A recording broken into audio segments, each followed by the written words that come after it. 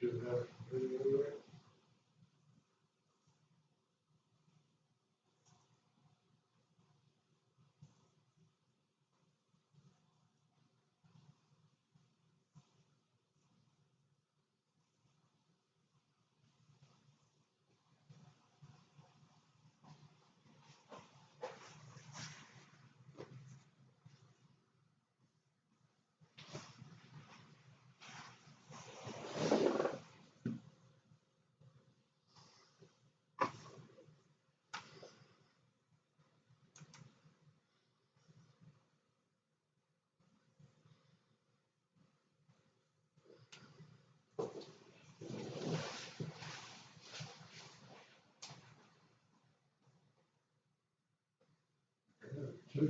Two people on.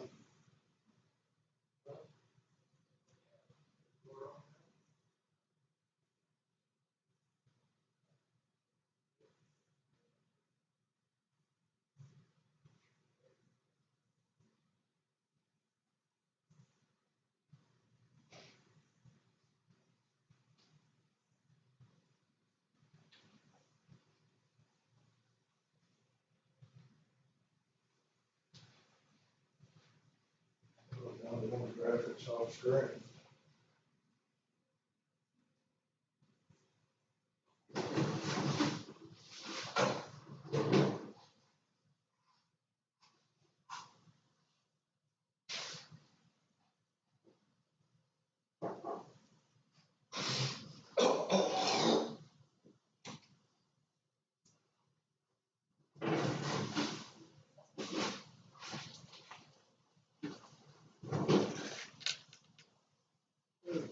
Here? Yeah.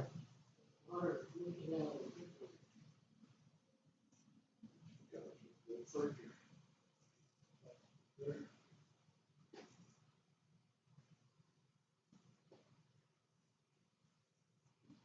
still.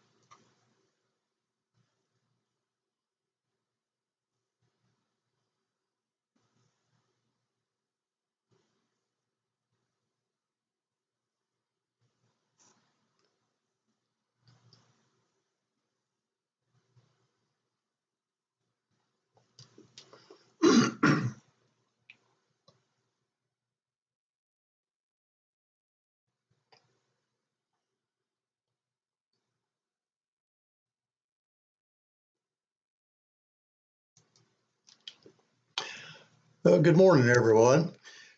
Again, this is quite unusual as we're streaming our service to you this morning. We're glad you're able to be with us today. Welcome to the Northwest Valley Church of Christ in Sin City West, Arizona. This is our streaming service of April the 26th. Yes, we are still in quarantine mode, but we sure are looking forward to the day that we can physically get together as a group. So I know everyone's life has been altered somewhat, and you're getting antsy to get out. Weather's really nice, but hopefully this ban will be lifted really soon and we'll be able to get back together. So as we begin today, I want us to look at a passage in the book of Deuteronomy and at the 19th chapter, starting at verse number 15. The record says, "One witness shall not rise against a man concerning any iniquity or any sin that he commits. By the mouth of 2 or 3 witnesses the matter shall be established." We've had this to occur a number of times in our other studies, talking about there would be 2 or 3 witnesses involved in various things. And as we look at these different witnesses, they have a real role that they're going to be playing in that things are going to be brought to the forefront so that we can really understand what's taking place. And it's not just what one person might say. It goes on to say, if a false witness rises against any man to testify against him or wrongdoing, then both men in the controversy shall stand before the Lord, before the priest, and the judges who serve in those days. And the judges shall make careful inquiry, and indeed, if the witness is a false witness, who hath testified falsely against his brother, then you shall do to him as he thought to have done to his brother. So you shall put away the evil from among you. And those who remain shall hear and fear, and hereafter they shall not again commit such evil among you. Your eye shall not pity. Life shall be for life, eye for eye, tooth for tooth, hand for hand, foot for foot. So it's very important that all facts would be discovered in these matters so that we would really understand what is taking place. That as we're seeing these various things happen, we understand that it's been well examined, and we can really understand that this is what is really supposed to be our final decisions in the matter. As we continue and we look, decisions have to be made involving other people. We realize that that's so very important for us to do, that these decisions, they're going to have other people helping us to make the decision so that, again, we're not biased and we're able to understand ourselves how things come about. And as we examine those kinds of things, some of them are going to be kind of earth-shattering. We're going to say, wow, this is really something that's quite different. We never saw that before. We now have a perspective that we wouldn't have seen before at all if somebody else didn't kind of help us along the way with it and try to show us some information that we didn't know about. Sometimes it's going to be trivial. Sometimes it's going to be very important. As I said, earth-shattering. There'll be times when we'll find some things have more significance to some people than other things would have to these people. Some would have eternal consequences associated with it as well. And so when we look at all of those kinds of aspects of it, we're seeing things from perspectives that we maybe wouldn't have seen before. And we have to appreciate those perspectives. Again, how did we know unless somebody else helped us and be able to show us some of these things? Having a few little difficulties here, and I'm not sure quite why, but we'll continue on. But the point is decisions have to be made involving other people. Some of these things will be earth-shattering, as we said, and wow, I just can't believe it. Just like what's going on right now with our virus scare. These things are really involving all of us, and who would have ever thought? And these things are not trivial at all. As Paul talks about it in 1 Corinthians chapter 6, he talks about decisions that have to be made with individuals. And as he's talking with different individuals, he makes the point of, dare any of you, having a matter against another, go to law before the unrighteous and not before the saints. Do you not know that the saints will judge the world? And if the world will be judged by you, are you unworthy to judge the smallest matters? Do you not know that we shall judge angels? How much more things that pertain to this life? So it's quite important for, again, when we're looking at individuals, that we do have some responsibilities to try to understand what's going on. And as we look at our responsibilities, we see it's going to affect other people. And he uses that term, judging. He goes on to say, if then you have judgments concerning things pertaining to this life, do you appoint those who are least esteemed by the church to judge? I say this to your shame. Is it so that there's not a wise man among you, not even one who will be able to judge between his brethren? So judgments are going to come up. And They'll be trivial sometimes. Sometimes they'll be a lot more life-shattering than that. But we want the wisest among us to kind of judge. And that's an important word, where we're listening and we're looking at what is being presented to us, and we're able to make a judgment based upon that. We oftentimes fail to take into account the incompleteness of our own understanding, and we think that we know it all sometimes. There's a funny poem. It's called The Elephant Poem by John Godfrey Saxe from 1816 to 1887.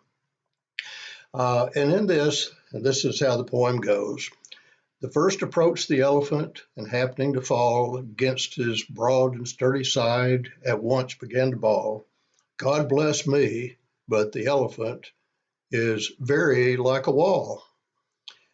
And so he makes a point. It really does look like it is a wall. That's from his perspective of what he sees. And then it goes on. The second, feeling of the tusk, cried, "Ho, what have we here?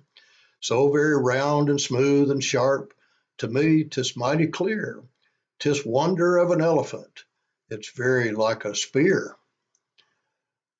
The third approached the animal, and happening to take the squirming trunk within his hands, thus boldly up and spake, "I see," quoth he, "the elephant is very like a snake." The fourth reached out an eager hand and felt about the knee. "What most this wondrous beast is like? It's mighty plain," quoth he. "'Tis clear enough, the elephant is very like a tree." The fifth, who chanced to touch the ear, said, "E'en the blindest man can tell what this resembles most. Deny the fact who can, this marvel of an elephant is very like a fan." The sixth no sooner had begun about the beast to grope, than seizing on the swinging tail that fell within his scope, "I see," quoth he, "the elephant is very like a rope." And so these men of Indostan disputed loud and long, each in his own opinion, exceeding stiff and strong, though each was partly in the right, and all were in the wrong. So is that how you would have described an elephant? And just taking from their perspective, was that really an elephant that they were feeling? Again, that was from their perspective, and that's how they saw each and every one of these things. Now, I realize that we look at things a lot of different ways. Patty enjoys looking at different puzzles, and she tries piecing things together, and we're trying to see things. There's some internet puzzles that some of you have tried working as well, and you say you're a genius if you see these things. And a lot of these things had to do with perspective. And this was one of my favorites in this, and we just ask, what is it that you see? Do you see a man and woman that are looking at each other very close together? Do you see a candle stand? Do you see cows, bulls? What is it that you see? Well, sometimes we really have to convince somebody else of some of the things that we see because they're not as apparent to us for whatever reason. But the quality of our lives and our service to God is hindered by the limitations of our viewpoint. We have to appreciate and understand that. Saying a little knowledge is a dangerous thing is so very true because, again, what do I really know about the subject? Again, as we're dealing with this virus epidemic, what is it that we know? What is it that we don't know? But if we have the illusion of knowledge, then that's going to keep us from learning a lot of new truths. And if we assume to know all that we need to know, then we're not going to discover anything new. And too many of us are like that. We think that we know it, and we don't want to be convinced by anybody that we don't know it all. Proverbs chapter 18, verse 2, "A fool has no delight in understanding, but in expressing his own heart." So the different decisions that we come by in life, they're greatly going to be influenced by the completeness of the information that we would have. We want to know all the facts. We want to gather them all. And when we do that, then that's going to make our decisions a whole lot easier in things. And it might not be possible to know everything, but there will be much that we will know and we can appreciate. We can improve the quality of our decisions by getting a different perspective. And sometimes we kind of have to think outside the box in order to do that. We've got to listen to other people and get them to show us why they've come to the conclusions they have and try to see things their way. Walk in their moccasins is the old expression would use in regards to that. But we need to recognize and appreciate that there's a need to see the danger of partial perspective, that sometimes we just really do not know. We just don't know everything that we think that we know. And we have to appreciate that, no, I don't know it all. And I need to understand that. When I kind of get that view in mind, I'm going to gain a wider view.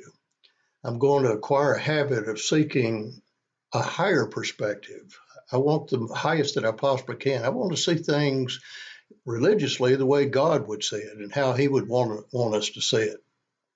I want to see more of the total truth about the situations that we find ourselves in. I want to see everything I can know about that subject.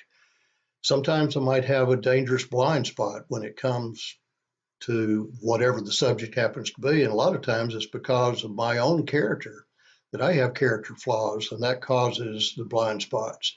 Jesus talked to the Pharisees of his day and called them to their face that they were hypocrites, that they didn't see things in their own lives. They could see it in someone else's. It's far more crucial than what we know or do not know is what we do not want to know, Eric Hoffer says. So I've got to realize there's things I don't know, and I need to learn them. Need somebody else to help me. When a decision about godly conduct needs to be made, our own frame of reference is not really completely enough to be entirely trustworthy. Too many people have made themselves as God, and they use that for the criteria for other people. Jeremiah, in Jeremiah chapter 10, verse 23, says, O Lord, I know the way of man is not in himself. It's not in man who walks to direct his own steps. And oh, if we could only really appreciate and understand that. Proverbs chapter 3, verses 5 and 6. Trust in the Lord with all your heart and lean not on your own understanding. In all your ways acknowledge him, and he shall direct your paths. Again, how important that really is for us to understand and appreciate. Proverbs 14:12. There's a way that seems right to man, but its end is the way of death. So we need to try to see ourselves as others see us. I know it's hard, but we need to try to do that. Proverbs 12, verse 15, the way of a fool is right in his own eyes, but he who heeds counsel is wise. And as I mentioned a moment ago, we need to work at seeing ourselves as God sees us. Hebrews chapter 4, verses 12 and 13, for the word of God is living and powerful and sharper than any two-edged sword, piercing even to the division of soul and spirit and of joints and marrow, and is a discerner of the thoughts and the intents of the heart. And there is no creature hidden from his sight, but all things are naked and open to the eyes of him to whom we must give account. So the person genuinely committed to truth is going to seek all the information he can about whatever changes he needs to make. He's going to be honest about that and try to make those changes as necessary. The psalmist says in Psalms chapter 19, verse 12 through 14, who can understand his errors? Cleanse me from secret faults. Keep back your servant also from presumptuous sins. Let them not have dominion over me. Then I shall be blameless, and I shall be innocent of great transgression. Let the words of my mouth and the meditation of my heart be acceptable in your sight, O Lord, my strength and my Redeemer. So the psalmist knew that there were some things about himself that he didn't always see. And so he's asking for God's help on that, and that he wants to be guided by God in all things. He says in Psalms 139, verse 23 and 24, search me, O God, and know my heart. Try me and know my anxieties, and see if there's any wicked way in me, and lead me in the way of everlasting. So again, we want to internalize. We want to look at ourselves and try to see ourselves as God sees us. Many times the reports that we hear concerning other people, they are part of the story. Look at our news media. Depends on what channel as to what the story is, it seems. And we have partial information and we make our own narrative with the rest of that for whatever reason. And sometimes the report is just simply untrue, or at least it implies things that are untrue. In Genesis chapter 39, verses 1 and 2, we have Joseph, who is gone to Egypt. He's been sold into slavery there. And Potiphar, an officer of Pharaoh, captain of the guard, an Egyptian, brought him from the Ishmaelites who had taken him down there. And the Lord was with Joseph, and he was a successful man. And he was in the house of his master, the Egyptian. But as we look a few verses further down in Genesis 39, at verse 13, it says, and so it was when she saw, that's his wife, that he had left his garment in her hand and fled outside, that she called to the men of her house and spoke to them, saying, see, he hath brought in to us a Hebrew to mock us. He came in to me to lie with me, and I cried out with a loud voice. And it happened when he heard that I lifted my voice and cried out that he left his garment with me and fled and went outside. So she kept his garment with her until his master came home. And she spoke to him with words like these, saying, the Hebrew servant whom you brought to us came in to me to mock me. So it happened as I lifted my voice and cried out, he left his garment with me and fled outside. And so it was when his master heard the words which his wife spoke to him, saying, your servant did to me after this manner, that his anger was aroused. Then Joseph's master took him and put him in the prison, a place where the king's prisoners were confined, and he was there in prison. So how much of this story was true? Actually, none of it really, other than the characters themselves. But Joseph was set up. There was lies said about him. People believed the lies as if they were true. Did we have the whole story? No, we didn't. Did it matter? Well, in this particular case, how would you dare doubt your wife? You know, she's the one that's saying all of these things. You have that trust. You would think that she would be telling you the truth, but it wasn't the true story. Many reports leave out crucial information, and thereby they have a false impression as a result of it. In Matthew chapter 26, the chief priests, the elders, and all the council sought false testimony against Jesus to put him to death, but they found none. Even though many false witnesses came forward, they found none. But at last 2 false witnesses came forward and said, this fellow said, I'm able to destroy the temple of God and to build it in 3 days. But you know what? That was a true story. That was a true statement. But what did they ascribe to the meaning of that statement? Thus, the false witness would be able to spin the yarn and try to make it look like Jesus was opposed to the people rather than he was the one that was the fulfillment of prophecy himself. It's not fair to consider only part of the story regarding the conduct of others. Proverbs 18:17, the first one to plead his cause seems right until his neighbor comes and examines him. You see that in a court of law as well, that after the prosecution rests, wow, that's how it happened, right? And then you hear the defense. Oh, well, that's how it happened. Which one of these 2 stories is true? In Deuteronomy chapter 1, verse 16 and 17, it says, then I commanded your judges at that time, saying, hear the cases between your brethren and judge righteously between a man and his brother and the stranger who is with him. You shall not show partiality in judgment. You shall hear the small as well as the great.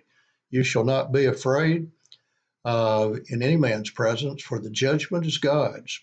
The case that's too hard for you, bring to me, and I will hear it. So Moses had some very reliable people that were to hear cases, but then Moses would be the supreme one, that he's going to hear these cases. And remember, Deuteronomy 19:15, 1 witness shall not rise against a man concerning any iniquity, but to gain as broad a perspective as possible. Test all things, hold fast what is good. We need to do exactly that. When viewpoints conflict, do we really try to see and learn from the other person's perspective? Others may have seen something helpful that we've been unable to see thus far. Jump into conclusions, assume we already know what the other person knows. They're characteristics of the fool, not the wise man. He who answers a matter before he hears it is folly, and it's a shame to him. And that's not exactly what we want in our law. Does our law judge a man before it hears him and knows what he's doing? No one is so great that he doesn't need to listen. We have to appreciate and understand that that's so valuable for us to actually go and listen. Leviticus chapter 10, 16 through 20. Then Moses made careful inquiry about the goat of the sin offering. And there it was, burned up. And he was angry with Eleazar and Ithamar, the sons of Aaron, who were left, saying, Why have you not eaten the sin offering in a holy place, since it is most holy? And God hath given it to you to bear the guilt of the congregation, to make atonement for them before the Lord. See, its blood was not brought inside the holy place. Indeed, you should have eaten it in a holy place, as I commanded. And Aaron said to Moses, Look, this day they've offered their sin offering and their burnt offerings before the Lord, and such things have befallen me. If I'd eaten the sin offering today, would it have been accepted in the sight of the Lord? So when Moses heard that, he was content. So even Moses, who was responsible for doing the greatest amount of judgment during his period of time, he still jumped to conclusions himself. So we need to make sure that we ask questions and gather as much information as we possibly can.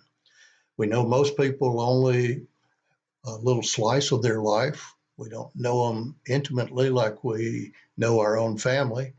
And so we don't have a lot of times the full perspective somebody's working from. We never see some people except in one place and in one role. We see them at work, worship services, neighborhood clubs, school, recreation, etc. Husbands and wives know a great deal about each other because they interact and observe one another in a wide range of activities and situations. But we make disastrous mistakes in dealing with others if we assume our knowledge of them is more complete than what it really is. First impressions are notoriously unreliable. 1 Samuel chapter 16 and verse 7, But the Lord said to Samuel, Do not look at his appearance or at the height of his stature, because I refused him. For the Lord does not see as man sees, for man looks at the outward appearance, but the Lord looks at the heart. Jesus taught, Do not judge according to the appearance, but judge with righteous judgment. Broaden our perspective on others by seeking opportunities, really, as I said a while ago, to walk in their shoes, walk in their moccasins. Hebrews chapter 4, verse 15 gives us the example of what Jesus did. We do not have a high priest who cannot sympathize with our weaknesses, but was in all points tempted as we are, yet without sin. So Jesus walked on this face of the globe so that he could be that kind of example for us.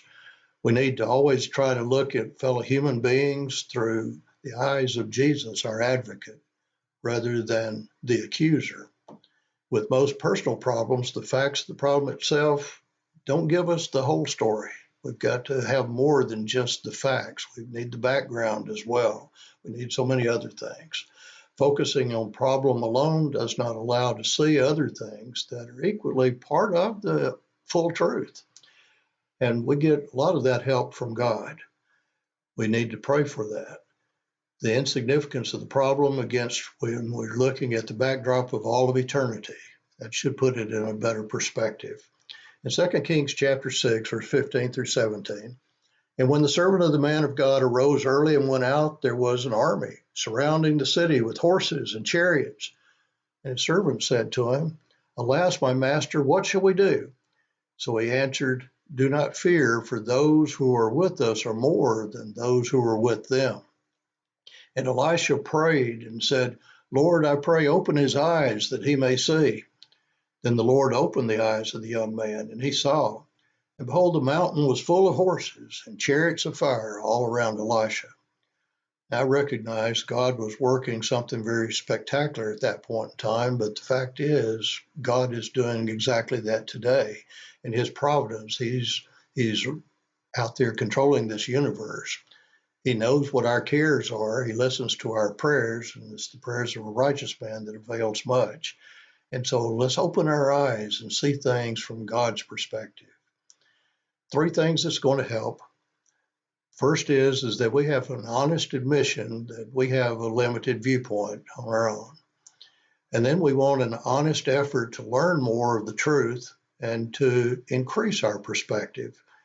And then there's got to be that honest listening and learning. Sometimes we're in the presence of someone talking, but we're not really listening. We're not really paying attention. So honest listening and learning.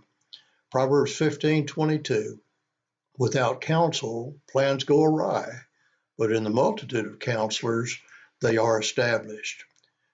James 1:19. So then, my beloved brethren, let every man be swift to hear, slow to speak, and slow to wrath. So we do have to look at things in a perspective that God wants us to look at. We have scripture that is given to us so that we can know exactly what God wants us to do. We can look at other people that have studied the scriptures as well, and that they themselves have some kind of a viewpoint that maybe we don't have. It was always with witnesses that things would be established, and I believe that's what we need to look at and appreciate today. Again, I apologize. Seems like I have technical issues just about every week when I try to use the PowerPoint, but I appreciate those that have tried to stick with us in all of this. But perspectives, we're living in a world right now where people have different perspectives. We're listening to the medical advisors, we're listening to government officials, we're listening to our own common sense.